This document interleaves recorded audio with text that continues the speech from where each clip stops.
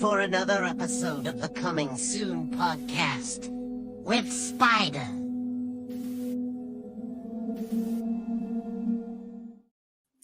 Hello, everybody. Spider here once again. Coming Soon podcast, coming to you from San Antonio, Texas. My guest out in Houston, Texas. My man, how are you doing, bro?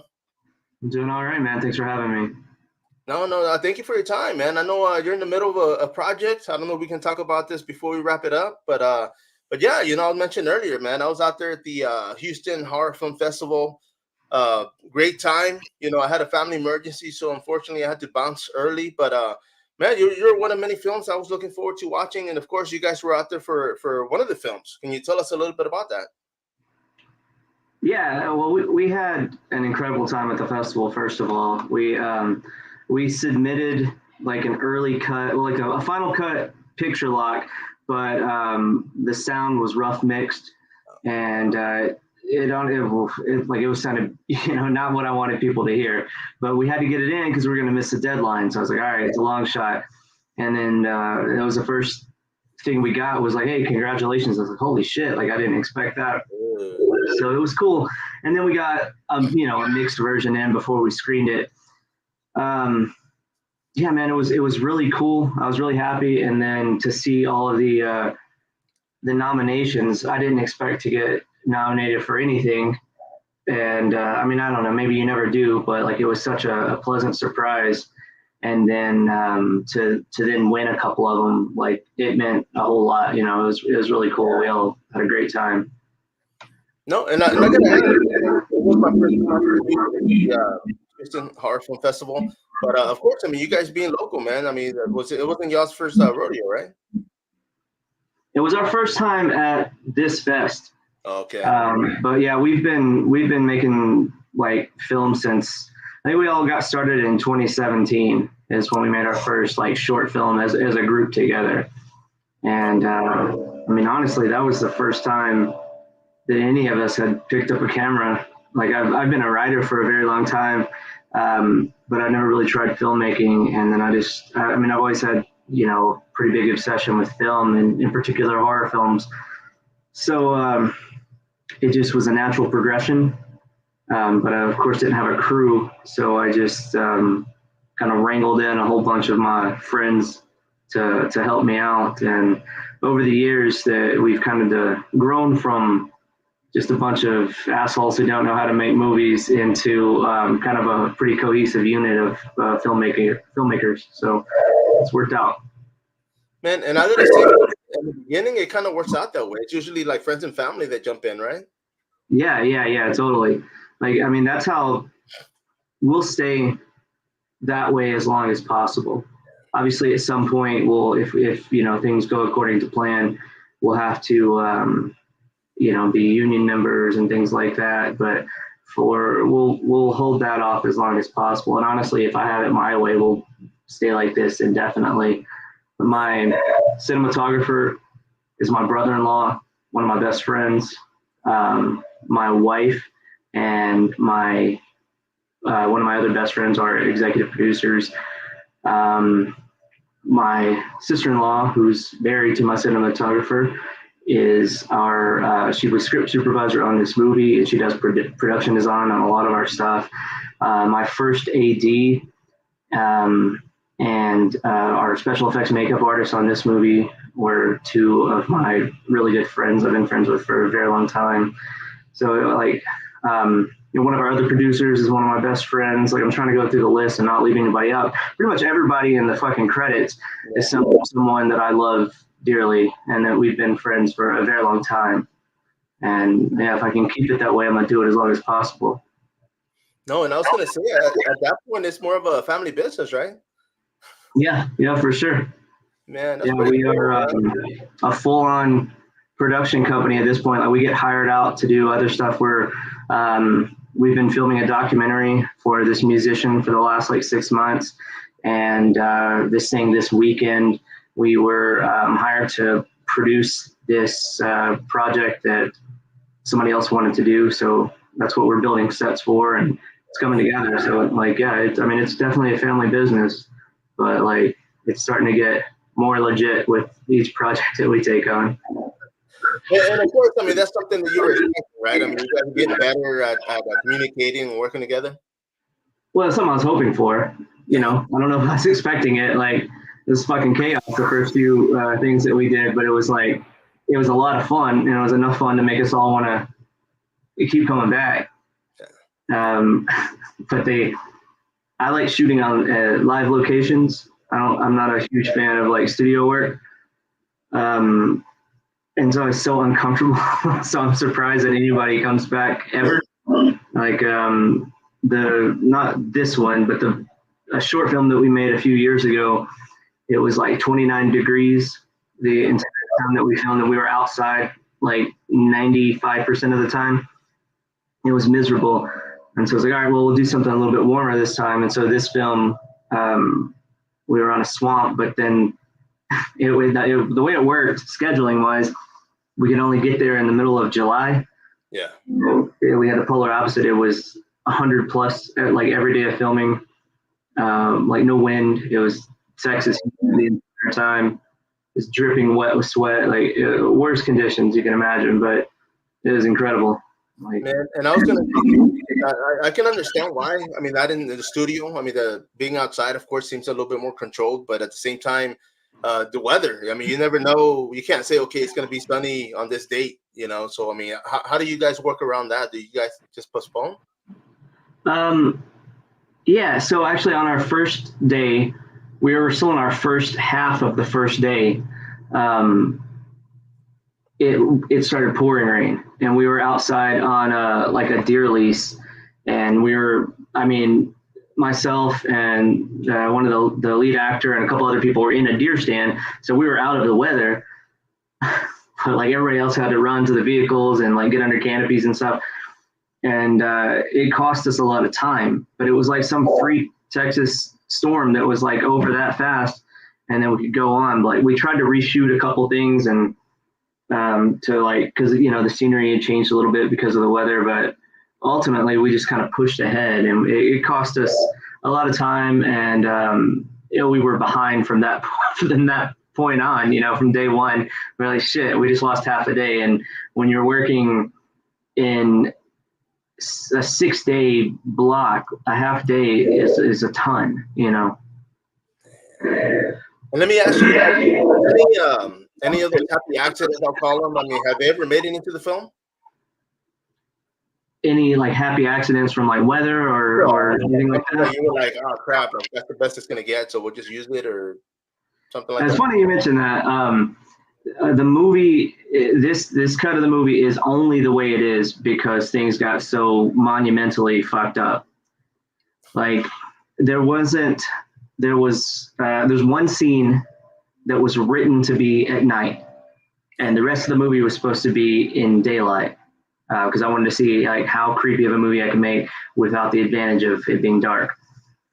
And so that was the plan.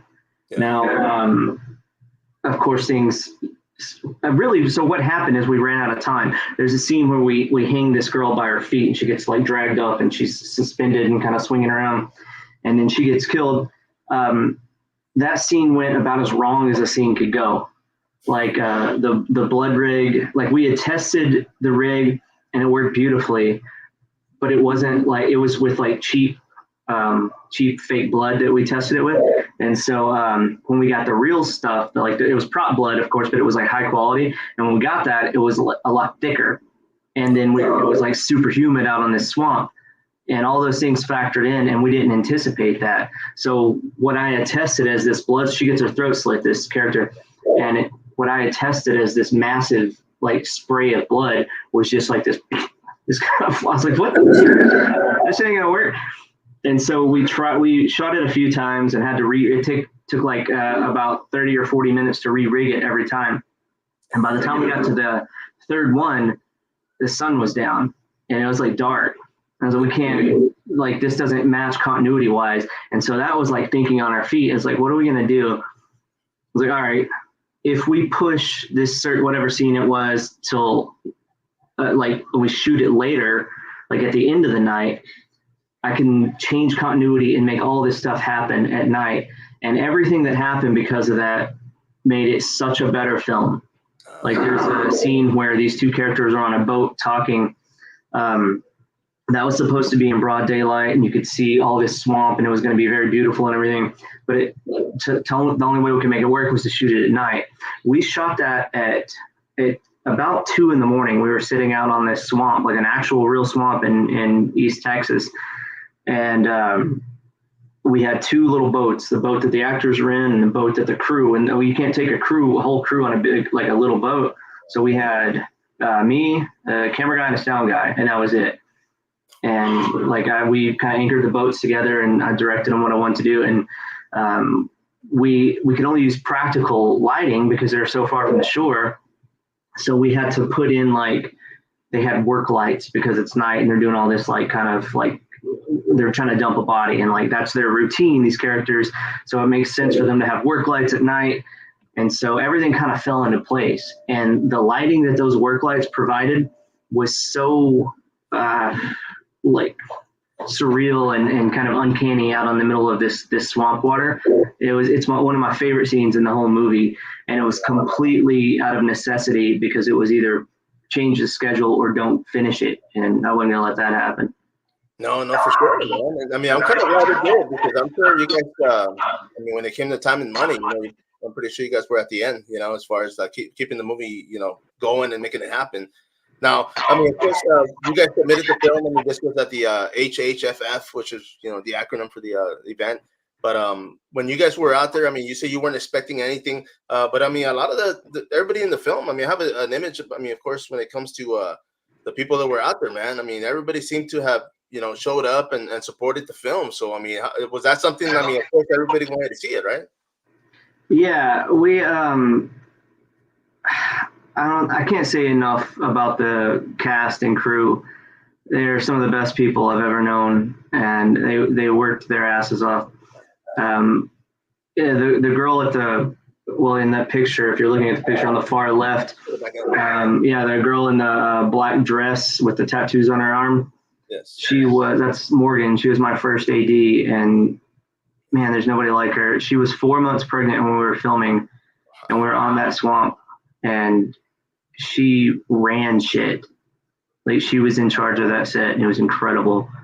Everybody else, the woman I'm hugging, of course, is my wife. She's executive producer. She's done so much stuff on the back end for the movie, coordinating things. We had to do a few days of reshoots and all this stuff. And there was, even before one of the screenings that we had, there was one shot that I was like, God, I need this because it would help clarify something. And she's like, let's set it up real fast. And so we set this up. I did the shot handheld, and her hand is I think it's holding a pill bottle. It was just this stupid little insert shot, but she made it happen. The woman behind me directly is Mandy, and she was the production designer and script supervisor. And she came in clutch so many times, man. We needed, because the story changed, we had these, at one point we had one body wrapped up in plastic, to dispose of this body. And the story changed, so we needed a second one, and we didn't have anything to do that. We had nothing out we were out in the middle of the woods, and she found literal trash, pieces of plastic from other stuff. And she made a second body that is incredible. She just rigged shit very quickly. And then, everybody, that tall guy on the far right, he had never been to that location. So we were all shooting at this dentist office in a different town, and he went out to that cabin and rigged up that whole apparatus where we're going to hang the woman.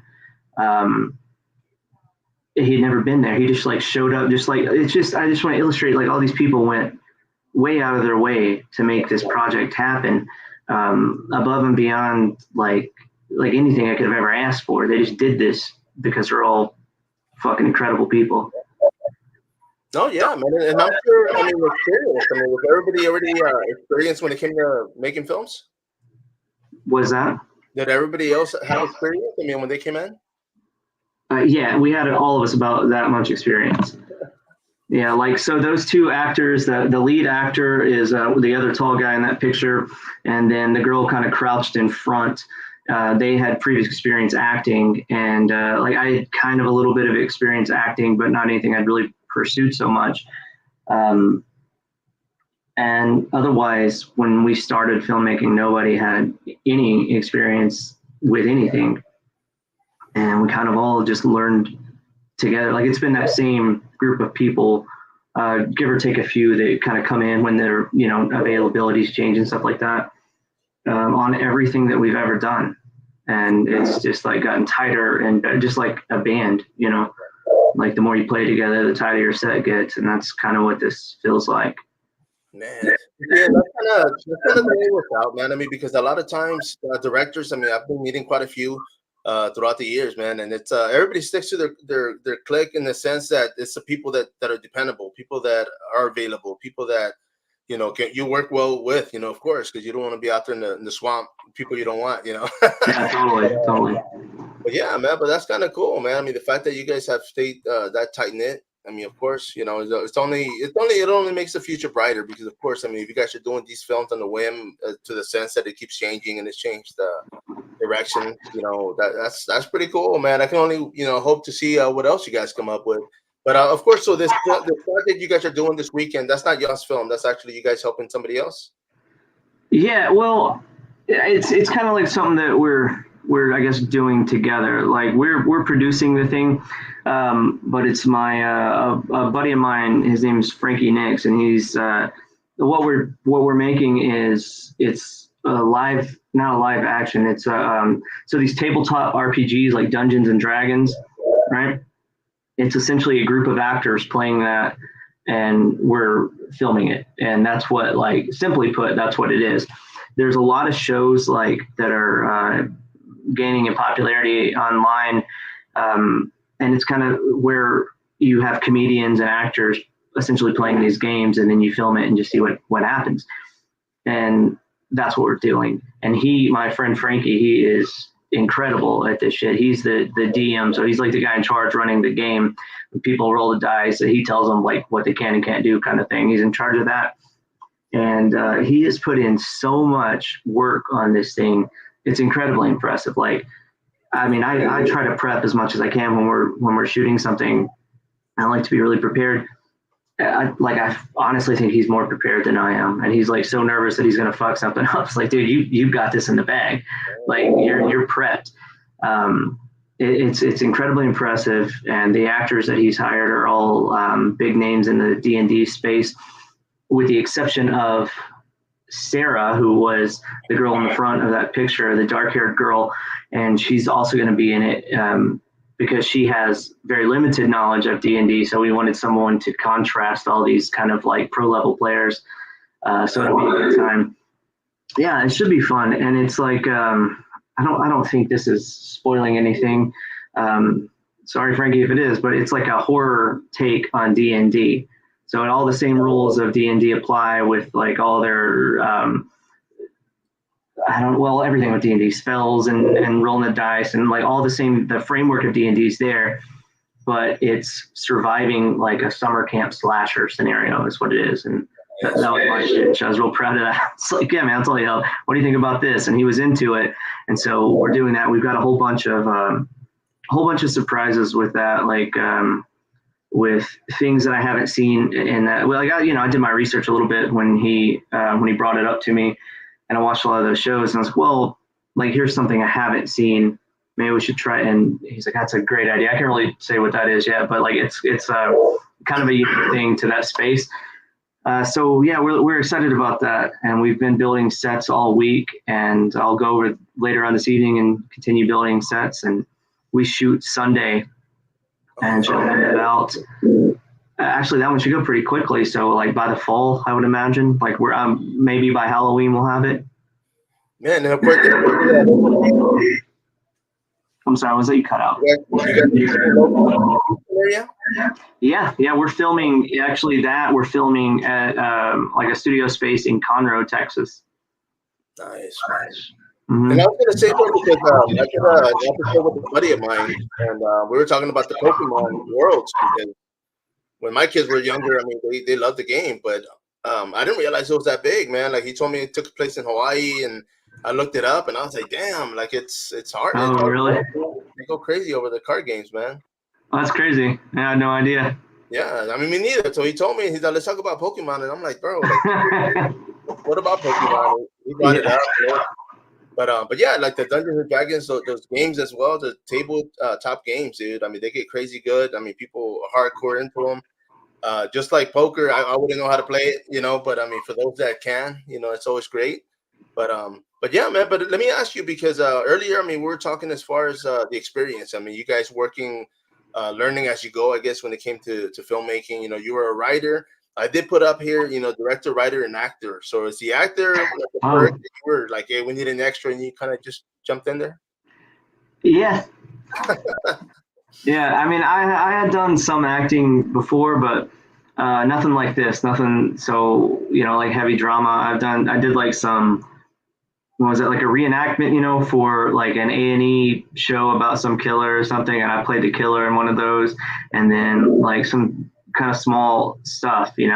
I've done extra work when I lived in Austin if I had like had a day off or something. But yeah, I'd never done anything like this serious. Certainly not this dramatic, but I knew that I couldn't afford to pay anyone to do the things that this role required. And I was like, well, it's now or never. Like I knew I could either make or break the movie based on the performance I gave. Yeah. And so I just went for it like as hard as I could. And they say it's cliche as all hell, but like acting is reacting, and that's 100% true, man. I wouldn't have been shit without the people that I was in scenes with.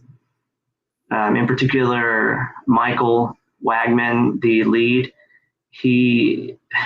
That guy's incredible. You watch the movie and you'll see. I mean, he won Best Actor. Like that, everybody else thought he was incredible. And I'm not just blowing smoke up the guy's ass. Like he really went to some places that I haven't seen people go to. And Sarah Jack, she was phenomenal as Anne Marie, who was the female lead. And we had this one scene together where I have her like pressed up against a doorway and won't let her leave. And it was like maybe the creepiest thing I've ever done in my life to another person. Just like this menacing like thing where I'm like kind of rubbing her face in like this really eerie way, and she looks petrified. And she like didn't, just after that I was like, well, she's never going to talk to me again because this is terrifying. And then we were fine. Like I was like, yeah, she's a good actor. And, like she was just in it for that moment. She like the scenes my scenes in particular, I guess they wouldn't have been what the movie needed without those people. And every take we did, it just bumped it up a notch and bumped it up a notch. And yeah, it was a good experience. Acting was fun. I do have some scars like on my hands from doing it where, again, like that's the benefit of doing this shit yourself, because there were some props that we didn't have. And so I had somebody run up to a hardware store and just get the real thing. And it's these straps where they strap me to a table and I had to jerk my hands. And I learned on the first take, don't do that the second time because it cut the shit out of me. But yeah, we went pretty hard, like acting wise. It was a good time. No, and I had the experience.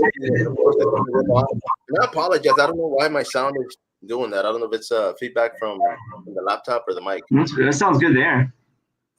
No, but I mean, it's great working with people with experience because I mean they lead. I've been behind the scenes doing a few projects, and there's people there that are like, hey, you know what? Think about this, or think, do it this way. I'm gonna do this, like react to it this way, and it helps. Because I'm like, okay, you know what? I don't want to act differently or respond differently because of course if they're being like they're trying to sell their character, like in pro wrestling. I mean, I got to sell it. I got to make sure that people understand this guy's the bad guy, the good guy. And I got to react to it accordingly, man. So it definitely makes sense, man. Now, let me come to Houston, man. I mean, of course, are you from Houston originally? Yeah, well, north of Houston. Like I was born in Livingston, like up by the lake. And I've lived in Texas most of my life. I moved away for a few years, like when I was a kid.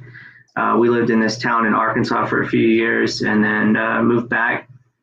And I've been in Texas ever since. I've lived between Austin and Houston like most of my adult life. Okay. I'm sorry, one more time? Oh, what's the temperature right now? Like, how hot is it, bro? Oh, how hot is it right now? Let me see, dude. It is. I can't get this thing to pull up. I would. Well, I can't get the fucking thing to come up. But I'm gonna go ahead and say hot as hell. Oh, okay. No, It's like, we hit 108 yesterday. It jeez. was freaking like I was driving home and I'm like, okay, it's freaking hot. Like, I mean, I felt it when I got home. I was like, damn, it was like stuck in traffic. It was the worst, bro. Now my Yeah. AC cranked up. I had to crack my window down just so I can get some of that heat out, get it circulating. But yeah, I always tell people, they ask where I'm from, and I'm like, you know where the sun is at? Okay, we're right next to it, man. We're right beside it. Hell, dude. But yeah, man, and of course, I mean, Houston, man. I mean, I know I have a lot of friends out there that compete in mixed martial arts and boxing, dude. And for the most part, you guys get hit pretty frequently, man. When it comes to weather, bro. I mean, you guys have had some pretty bad hits. Yeah, it's not a temperate place to live most of the time. It's like it's walk outside now, and like I know we're building these sets outside, and I know that we'll be like dripping wet with sweat when we're done, and then may storm tomorrow. Who fucking knows? Like it's just hit or miss. No, somebody, I had a coworker, she was telling me on the way home, she got rained on. She lived by Spring Creek or something. It's like south of California. And I was like, rain? I'm like, dude, where the hell was this rain at, man? But she was like, yeah, it just rained for like 5 minutes. And she's like, as soon as I got home, everything was gone. It was dry. And I'm like, well, hell yeah. It was like freaking 100 and something, it's crazy. But yeah, I'm at Texas, dude. I mean, I grew up here. I've lived in Florida for a few years for work, and what was it? Atlanta, Georgia, for like a year and a half, and I always made it my way back. Of course, San Antonio is home. Have you ever been to San Antonio? Let me ask you that. Oh, for sure. Yeah, I spent a lot of time in San Antonio. It's awesome. Sweet, man. And now, when it comes to filmmaking, I mean, of course, you guys are going to be working local, and like you mentioned earlier, hoping as far as the group, you guys keeping it the way it is. Of course, not being union, but the reason you say that, I mean, is it because, of course, you guys want to keep making films, but at the same time, if something big comes up, I mean, is it going to be like a group effort? Or is it just going to be individual? I mean, I'm 100% for it being the same group of people for the rest of my career. If it can work out that way, if these people want to do it, like I can't imagine making movies with anybody else. There may be some people that like new people that we bring in, of course, because the team's got to grow. We're going to need a lot of people to make bigger movies, obviously. But this same core group of people. Like if somebody called me today and like, hey, you have to sign for SAG or any of this shit, I was like, all right, well, here's a list of people that got to come with me. Yeah. No. When you trust that they'll be there, like I said, of course they're going to be working alongside with you. There was, I mean, when it comes to the film itself, because you said, I mean, there was a few audio issues, kind of like here, man. I wonder, that's kind of funny, but I mean, as far as, I mean, people still enjoyed it, man. I mean, so what was the reaction that people got throughout the film? I mean, did they kind of hit the notes when you were expecting it, like when it came to them jumping? It was better than I expected. So like one of the things was they had an issue with the file, like the file size was too big. And so it wasn't streaming properly. And so they're like, we need a lower resolution version of this. I was like, well, it's going to look like shit, but I'll get it for you. And so I got it for them, and I thought it looked like shit, but everybody else thought it was this like bold avant-garde choice to like stylize the movie that way. And I got people afterward that came up and complimented me on the look of it, and like, oh, I was like, well, I mean, fuck, I hope you liked it because it doesn't look like that. Like anywhere else that you see it is gonna look different. But it was cool. People reacted to like, so there's some obvious jokes in it. I mean, it's not by any means a comedy. It's a pretty dark movie, but you can break tension every once in a while, and humor is a good way to do that. So there's some obvious jokes, and there's some that I thought were funny, but they're not really jokes. It's just like really dark shit that I thought was really funny. And a lot of people even laughed at that. And I was like, oh shit, that's my dude right there. Like that guy knows what's up. And it was really cool. They screamed at the right parts. People were scared. They clapped at the right parts. There's a part where my character is fighting the lead character, and he's got his knee on my neck, and he's like choking. Or no, he's strangling me is what he's doing. He's like strangling the shit out of me, and it was like really quiet. And somebody screams out, "Kill that motherfucker!" It's like, yeah, dude, yeah, we sold it. That's cool. And yeah, that's great. Afterward, we're doing like a Q&A thing, and I was mentioning the sound. I was like, yeah, it's not quite mixed all the way. And this one woman, she was like, I have a question, but I just wanted to mention first that if you wouldn't have said anything about that, I thought it sounded great. Like, I thought everything in there was exactly how you intended it. And I was like, yeah, no, it is. I retract that statement. Yeah, it sounds great. You're like, that's the way we're going to keep it now. Yeah. But you know what? Let me ask you this. So if people were to see it the way you intended for people to see it, I mean, do you think they would have reacted differently? Nah, it's not too different. It's just louder. Certain parts, like certain lines that like the dialogue on a couple of the quieter parts, I just wanted louder. And maybe a few parts, now that I think about it, because there were some sound cues that I've added since then for the new this new cut for some of these newer festivals. Some parts that like just me, that's the first time I've ever watched it like as like an audience member. I've watched it like 1,000 times, this whole movie, but it was always to be like, all right, let me see how I don't know, Foley works and like certain things. And so like a couple of things like didn't hit quite the way I wanted them to, like as an audience member. And so I just added in, I just boosted all that stuff. So it would be the same reaction, just hopefully a bit more enjoyable, a bit more noticeable, like the cues and things like that. No. I mean, what were you guys using to make it dark? I mean, was it the surrounding, the sound, the actors? I mean, was it just the whole film itself? Yeah, the story is pretty, it's a dark story. But the interesting part was, I don't think we set out for that. Like, we knew we didn't have a lot of money. We knew we didn't have a lot of time. And so we're like, all right, we can make, like, what can I do with that? I was a big Kevin Smith fan back in the day. And his big thing was, well, I don't have money, I don't have time. I can record people talking to each other. He's like, that's easy. I was like, all right. So there'll be, and we had a lot of conversations about what would a Tarantino horror movie look like. And that was like, before I even wrote the script, I was obsessed with that idea. I love Tarantino. And I was like, well, it'd be a shitload of dialogue and like everybody dies. Or, most everybody. I was like, all right, yeah, I can do something with that. And so we wrote the script, and I was like, all right, so it was a lot of talking, and then there was like once the action started, it was like a lot of really intense stuff. But we couldn't afford to do like, I don't like gore anyway. I mean, I like it in the right context. Like, some movies are fun as hell and they're super gory, but I much prefer story-driven things and character-driven pieces, right? Like, I like, as far as contemporary directors, I like Ari Aster's stuff, the guy that did Hereditary, and of course, Tarantino. I guess he's not quite contemporary anymore. He probably is. But yeah, I like a lot of things like that more so. I like Edgar Wright a lot. He's not really horror, but anyway, that's beside the point. I like the story over the kill in the movie. And so we started focusing on that, and then we lucked out with the actors. Like, those motherfuckers could act, dude, and really sell a scene. And so they took things that that weren't so emotionally charged to me in the script and made them like a hell of a lot more dramatic. I was like, damn. And after that first day, I was like, this is different than what I had intended. I don't think that we should correct. Like, I don't think we should change what the actors are doing. I think we should change what we're doing and follow just what's happening naturally.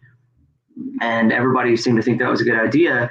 So that's what we did. We just started going with, if this scene where it may have been lighthearted and kind of tongue in cheek, but if we did a couple takes and it started feeling like contentious between the two characters, whereas it was like poking fun, but now it's like a standoff kind of thing. We're like, all right, well, that feels good. Let's do that. And let's 2 or 3 takes later, we're going to like really amp that shit up. And it's going to be like uncomfortable to watch. And we found that more scenes went like that. And the more we leaned into that, like the heavier the drama got. And so by the end of it, I really feel like it's a drama movie with horror elements rather than a horror movie with like inane dialogue or something like that. And I mean, the kills are fucking cool. I enjoyed them, but it's a fucking cannibal movie when it boils down. Like, it's a cannibal movie, but that shit is so incidental that it's just it's subtle cannibalism, right? Like, if somebody said to me that if you take out all the horror stuff, you still have a pretty good movie, and that's what I was after. And so yeah, we leaned into that. And I mean, yeah, it's a dark story though. It's people eating people they love is kind of the thing of it. So it's fucking, it gets dark. And if you play something like that as honestly as possible as an actor, and don't poke fun at it, and don't make a nod. It's not meta. It's not fucking in any way cheeky. And if you play it straight and like believe in it, which is what we tried to do, then it turns into like a pretty interesting story, and it's a real fucking dark story at that point.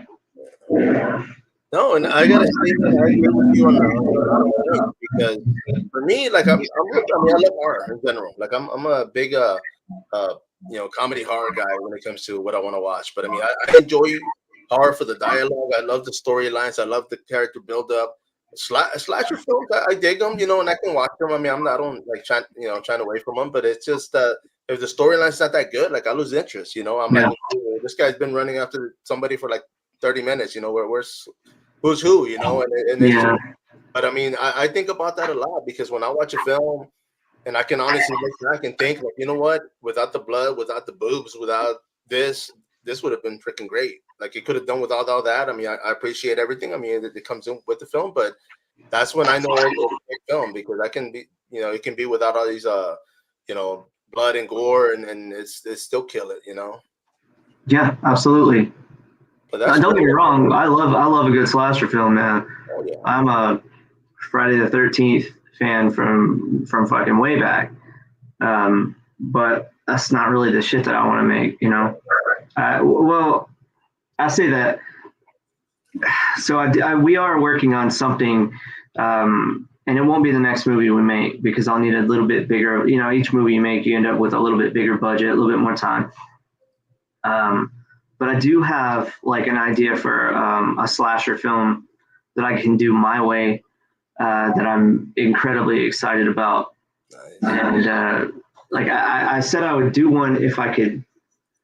You always want to subvert expectations and tropes, and pay homage to what's been done, but elevate it where you can, tastefully. And I was like, I'll do a slasher film if I can figure out a way to do that. And I couldn't for a very long time, couldn't think of anything. But we're actually on a family vacation, and we were at the beach, and well, I guess I can't really say the conversation we were having because it would give it away. But anyway, something struck me, and I was like, holy shit. And Danny, my brother-in-law, who's the cinematographer, we both looked at each other, and I was like, that's it. He's like, that's fucking it. And like, we knew we had it. And so like, I've been making notes and like kind of starting rough outlines and things like that, and story beats that I know will go in. Yeah, I'm really excited about the next few years for us for making films. And I gotta ask you, was writing What's that? Were you a musician? I think guitar's behind you on the wall. Oh yeah, yeah. I played music since I was a kid. My dad taught my brother and I how to play guitar, and so we grew up playing. And we were in a couple different bands, but like one main band for a very long time. And like then that just kind of transitioned from being in a band into making movies. I don't know, just felt like a natural progression. Yeah, still play guitar almost every day. I've got some songs that I'm probably gonna record over the winter, and I had to stop. So like we wrapped on production of the movie, and then Danny and I started working on this documentary. And in this documentary, we were in a music studio most of the time. We were in Yellow Dog Studios in San Marcos, Texas, which is actually the studio that did the final sound mix on the movie on Savor. We were there. We were in Criteria Studios in Miami. So we spent months and months and months in music studios. And I was like, well, all right, I got to quit all this filmmaking bullshit and got to make some music. And so I had to like really buckle down and like force myself to stop working on songs for a little bit so I could get the movie finished, because I was getting like, I do better if I really hone in on one thing and can give all my attention to it. And so I did that, but now I'm starting to kind of get back into the songwriting gear and see what comes out of that. And let me ask you, learning how to play guitar and getting into film, what was harder? Oh, that's a good question. I honestly don't know which was harder. Probably filmmaking, because, yeah, maybe. So I started playing guitar when I was a kid, and so it came, like once you get up to like, if you started like 10 years old, by the time you're like 20, it's just kind of like second nature. And I'm no guitar virtuoso or anything, but I was a lot more comfortable playing guitar than I was like operating a camera. But I'd also done photography for a number of years before I started like filmmaking. So it was kind of along the same lines, but I feel like there was a bigger learning curve for filmmaking. Because like guitar, even if you're writing a shitty song, you can complete a song in like a day if you want. You can sit and like bang out a song. But that's not the case with making a movie. Like, unless it's a really bad movie, you're going to make it in a day. Or like, so that's not the same for short films. Of course, there's some short films you can make in a day and they're incredible. But like when we started making like long form movies, it was definitely a bigger learning curve, because there's not so much of a like get started and knock it out. It was so much of a sprint. It's like a fucking marathon. Like you have to pace yourself so you don't get burnt out and go through all this stuff. And there was so much stuff to learn photography wise, that even so much more specifics about lighting and recording sound for a movie is a hell of a lot different than recording a song where you're just playing and singing into one microphone and you got like fucking mics all over the place. And so there's definitely a bigger learning curve for making movies. But I guess I don't ever look at them really as different until I guess you like ask me about it, because it kind of all feels like the same thing to me. Like I do a lot of things, like creative things that I just like for outlets. I like write, play music, like take pictures and then film shit. But it all feels like it's the same thing to me. It's just like part of the same kind of creature that like it's just a way for me to express shit, get shit out, however you want to look at that. Like that's your own philosophy, but it all feels like part of the same thing to me. Oh yeah, you're an artist all around. When it comes to taking photos, and I've done photography for years, and for me, it was my outlet. It was my therapy. Now this is my therapy. I get out and I just talk to up and comers or just people that are making it, in the scene. And I cover music, I cover film, and I enjoy it, man. But well, one of the things that you brought up was that everything feels the same. Was a transition, because of course, like you said, you didn't get into being an actor, right? That's not what you're looking to do. Oh, I'm definitely looking to act some more. That was awesome. Well, the reason I'm asking is because did you feel comfortable? Because of course, being in front of people, singing, or being around, surrounded by people. You weren't. You got to kind of zone out and just get it done, right? So when it came to acting, was it the same thing? Yeah, it was the same thing. Any of that stuff. So acting is, of course, art. It's an artistic endeavor, and I think it's true with any art form that your best result comes when you're being the most vulnerable. Yeah. And singing in front of a crowd of people is a really fucking vulnerable thing. Reciting poetry, if poetry is your thing, that's incredibly vulnerable. It's your honest, raw emotion. Like, it doesn't get much more vulnerable than that. For me, it was like acting was definitely the most vulnerable thing. Like, singing for me was a lot more performative. And like I need to put on a good show for people and be entertaining and charismatic and all this bullshit. But acting was really stripped down and about as raw as you could possibly get. Like, I had to there's the scene at the end where like my character's kind of like completely broken down, and I have to like cry for a very long time and go through this whole scene like cry. Well, and maybe some people can, but I personally, I can't fake that shit. Like, I don't know how. Like, I'm not a good enough actor to fake cry. So the only way for me to do that is to really do that shit. And you have to go to really fucking dark places, like shit that you don't want to think about, to be able to get to that point, to be able to do it, and then have somebody say cut, and then you got to stop and then go right back into it. Like, it fucks you up. And there were plenty of times like that. There's this kind of torture scene at the end, and like the whole time, I just stayed in it the whole time because I was afraid I'd lose it. And so for the whole time we were shooting, I just didn't talk. I told the DP and camera guy, I was like, this is what I want shot, and like cover all these things. And somebody just tell me when to go. Like, I'll know my lines. And we did it all, but I stayed in it the whole fucking time, just like upset. And then I remember when we got done, like looking up and like everybody's like kind of shaky, and like everybody's like crying and shit, like all the crew. And we were nearing the end of like the shoot when we did that scene, and everybody had a lot invested, and we knew that was going to be a hard scene to shoot, and we were all tired anyway, so emotions were like up here anyhow. And I was really nervous about fucking that up, because I was like, man, this is a very important scene, don't fuck it up. I was like, all right, I got one shot at this, like, do it right. And so I just like, I went as hard as I could.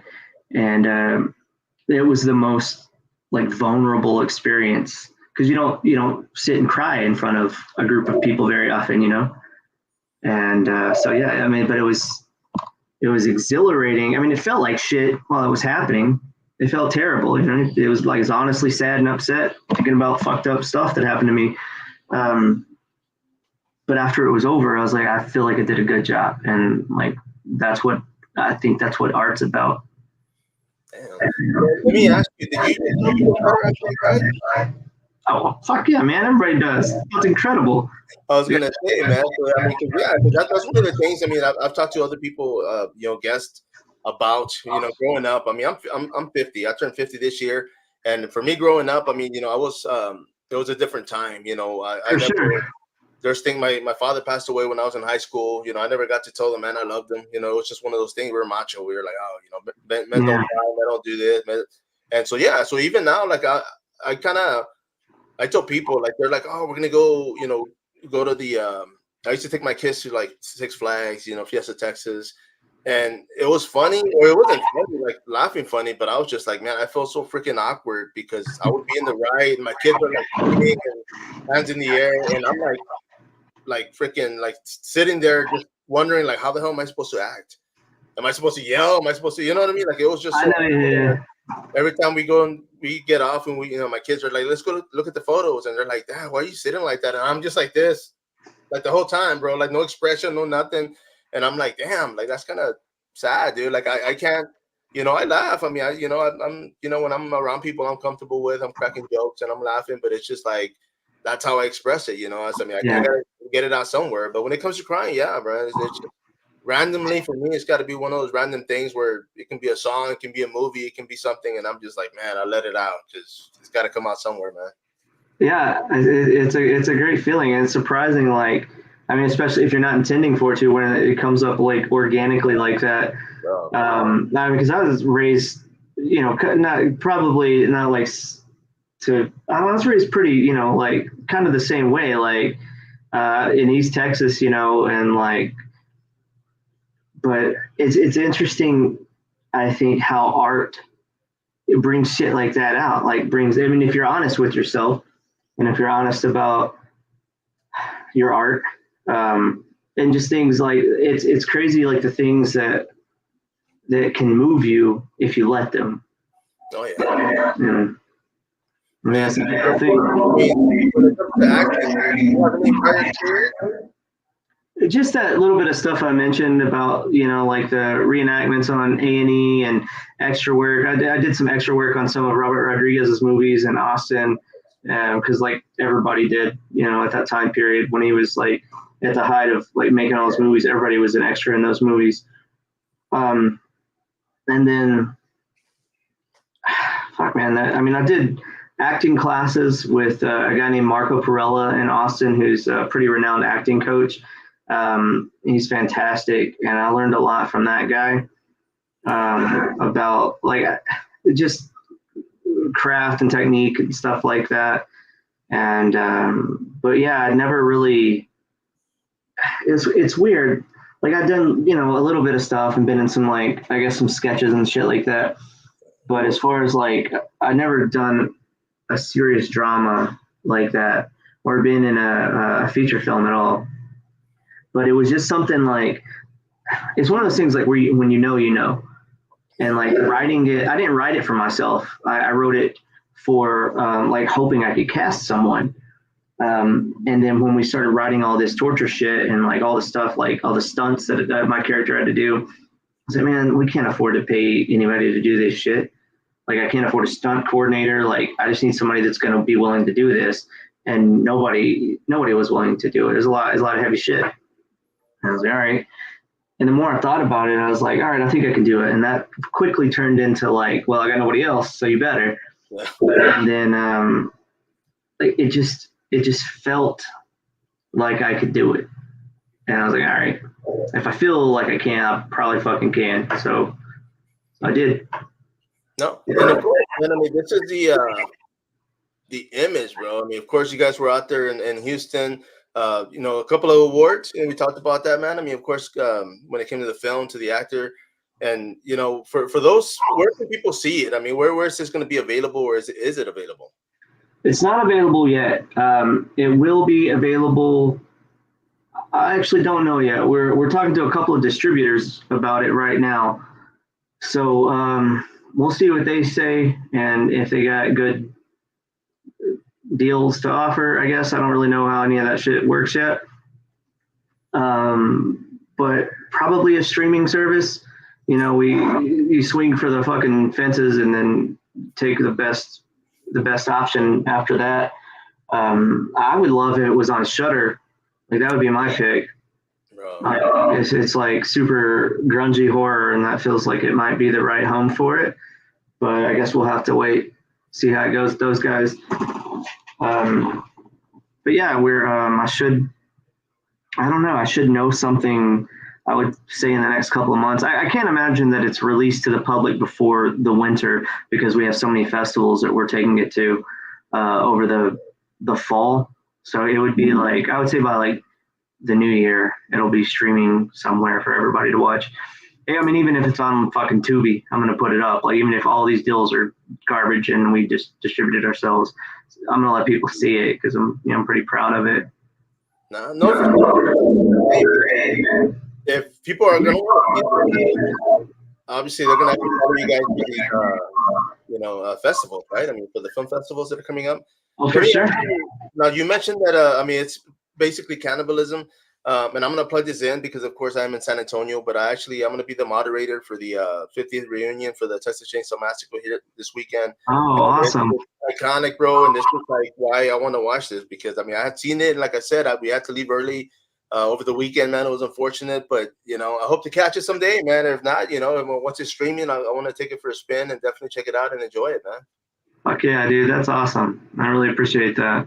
No, for sure, bro. And of course, I mean, before we wrap this up, I know you're gonna be out there in the heat and it's like 110 degrees right now or something like that, man. But anything you want to say before we wrap this up, bro? I just really want to express how grateful I am for the people that helped me make this movie. It's been a very long process. There's been people working on it for like 2.5 years. I really appreciate that. Some of the same people that's been with me, like I said, from day one, and like I'd never be able to tell them like how much that means to me and how much I love them. I really appreciate that. I'd like to say thanks to the Houston Horror Film Festival. Troy was incredible. We had a really good time, and it was great getting to watch the movie that fucking big. Honestly, like I've only ever watched it on my TV and computer monitors. And so when it started playing, and not for nothing, but I'd had a few whiskeys under my belt by that point, and I was like, what the fuck? I was like, this is so surreal. We have this in our title card for our company. There's this like little chime that happens, and that chime has always been on YouTube, never anywhere else. To see it blown up on the big screen like that, it kind of blew my fucking mind. So yeah, thanks to those guys. Keep your eyes peeled, I guess. Maybe check out I don't know. You can follow the Barn Show YouTube. We don't really put shit up there anymore since we started doing features. But maybe social media, the Savor Instagram account, it's Savor_movie, Barn Show Productions on YouTube. Instagram and Facebook. Yeah, we have a lot more stuff coming, and not to sound braggadocious by any means, but I feel like we did a pretty good job with incredibly limited resources, and a lot of the movies are getting made kind of on this same level, especially with career level, are getting made for like $50,000 to $100,000. And for $100,000, I'll win you a fucking Oscar. No, man. Mind blowing. Because a lot of the films that are coming up through the indie world, man, they're great, man. You guys are very creative and artistic, and the fact that like you just mentioned, a lot of you guys are kind of digging deep just to get these things done when it comes to acting, when it comes to the sound, the lighting. and it shows, man. That's why I love indie work, because it's just it's pure, it's natural, it's nothing fancy, nothing. It's just like real, man. It's just like watching a documentary at times, and I enjoy it. So, great job, man, and everybody that worked with you guys, definitely did a hell of a job. I'm looking forward to watching it. So, just the fact that you guys put as much work as you did, big things coming, man. So hopefully you guys will get those features rolling, and who knows, man, maybe, I'll be at the theater watching your film someday, bro. Oh man, count on it. It's going to happen. We'll see you there. No, for sure, brother. Well, thank you, bro. Don't hang up yet, but thank you for jumping on here. Everybody out there, of course, follow the guys, follow them on the social media outlets, as well as myself. Till next time.